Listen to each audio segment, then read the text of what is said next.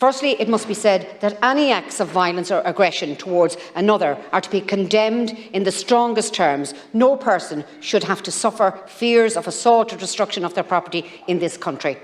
As such, anything that leads to this eventualities becomes increasingly likely is to be condemned in equally strong terms. And so, as much as the blame for the blaze ultimately lies with he who struck the match, it must be acknowledged that incidents like this do not occur in a vacuum, and that, in the first instance, this is not the fault of those communities, but the government who refused to make the difficult decision of implementing a realistic Ukrainian refugee programme in denial of the realities of the housing capacity, facilities and infrastructure available to accommodate such people.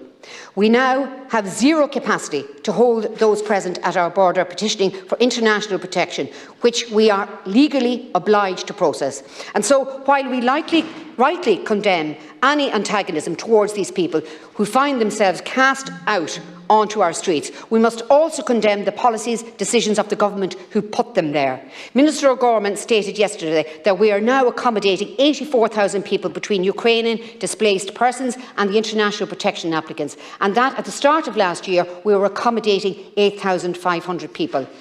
What EU country could be expected to handle more than 1,000% capacity in refugees in the space of 12 months? So Cabinet don't get to pin the blame on the bogeyman of the ever-present faceless and insidious far right. This is a problem of their own making, and they must own up, step up and make the difficult decisions necessary to solve it. We now have a system that treats European refugees better than others. We should help as many refugees as possible, but that does not mean taking in more people than we can physically provide for. Can we please have a debate about how we can sensibly manage our refugee and integration programme, considering the civil unrest we saw during the weekend and that is happening currently right now in Clare? Thank you. Senator Keogan spoke this morning around the same issue that Senator Sherlock did.